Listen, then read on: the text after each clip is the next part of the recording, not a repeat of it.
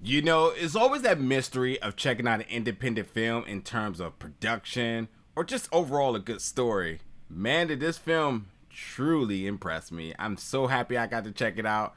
And let's jump into my review of the new film, Slash Back.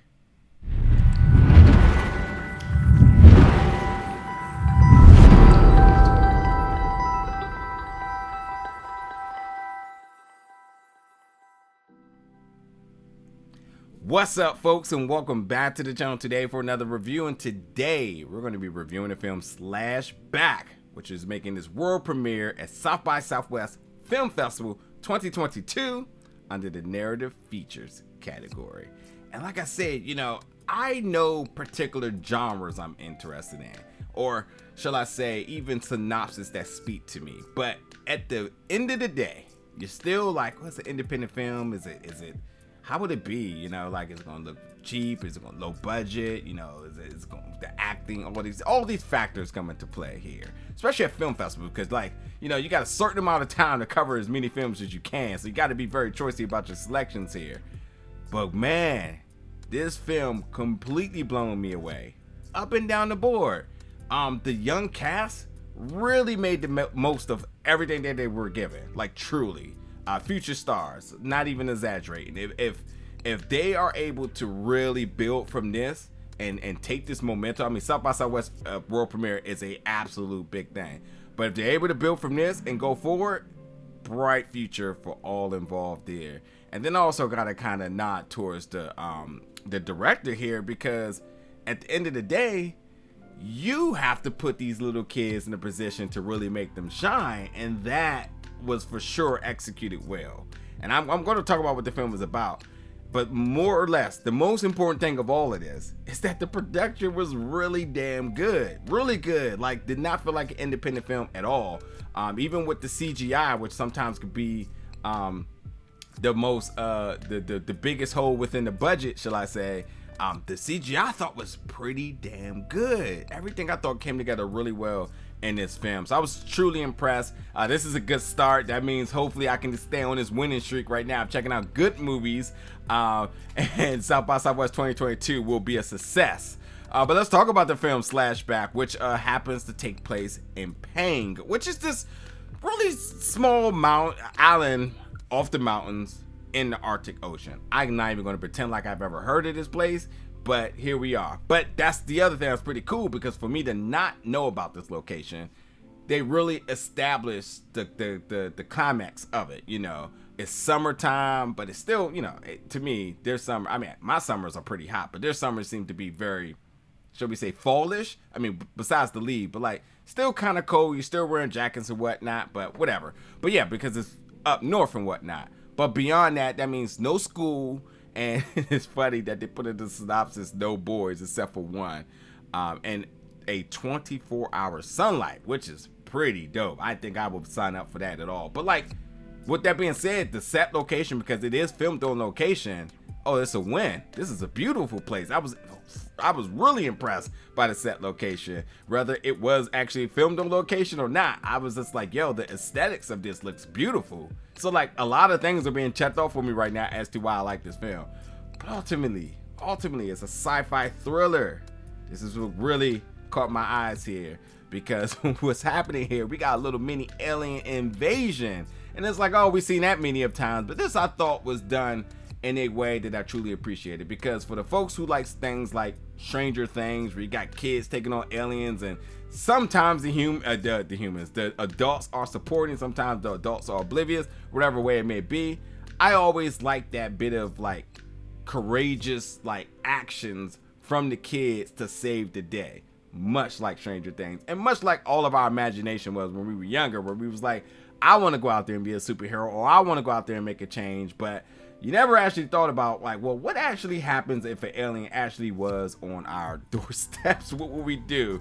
But these kids, and shall I be more specific, these young girls of Pang were no slouch. They were badass. They were gun-toting. They called their shots. They were totally adventurous, but like, they wanted to walk waiting around for no white knight of any sorts.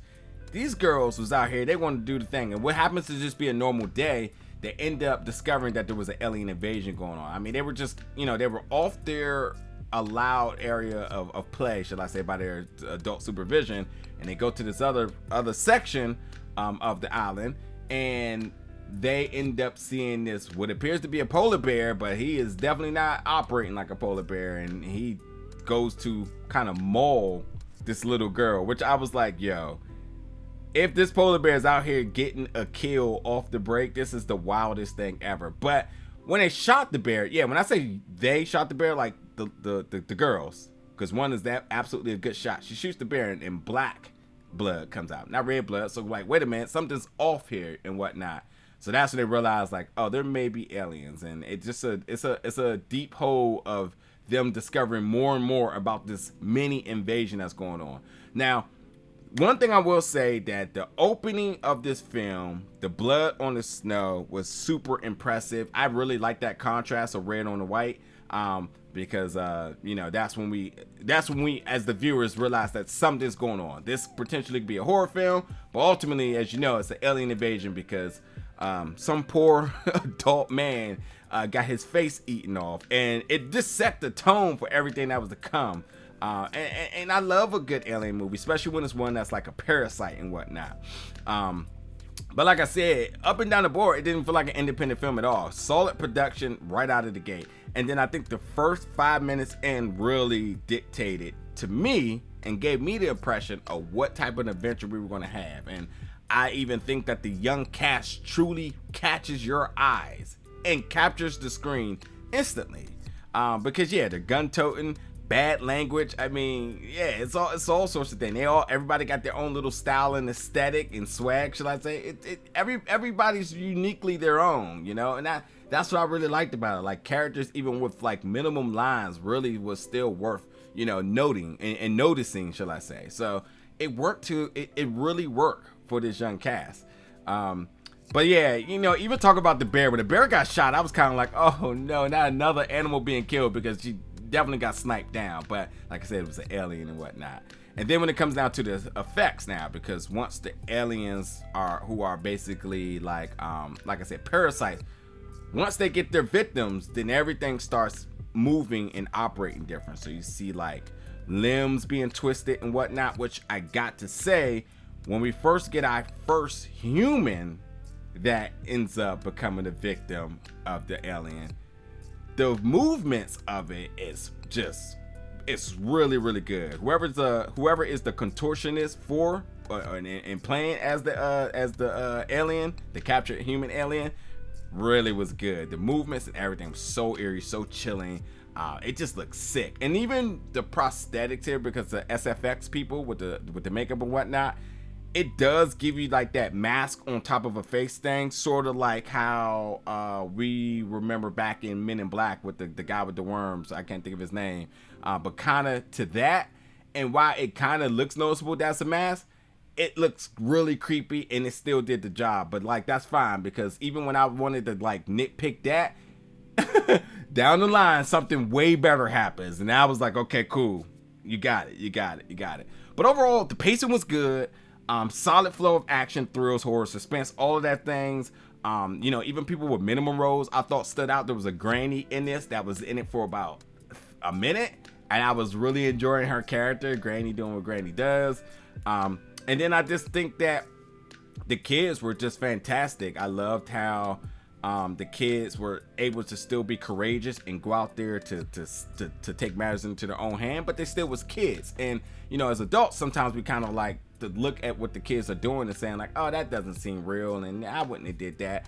I like how they really, because they are kids, but I really like how they were able to be kids and they weren't trying to imitate being adults. So like, their urgency was sometimes off. Sometimes the execution of plans were not completely thought out. Even the dialogue between all of them was kind of like, it felt scripted, but also I remember as a kid, that's kind of how we used to talk to each other, like we were reading sentences and whatnot. So like, I appreciate that, because that felt really authentic. And even with all of that, because I did say it was one boy on this island, they still make time to argue about who boyfriend that's going to be, and so that's that.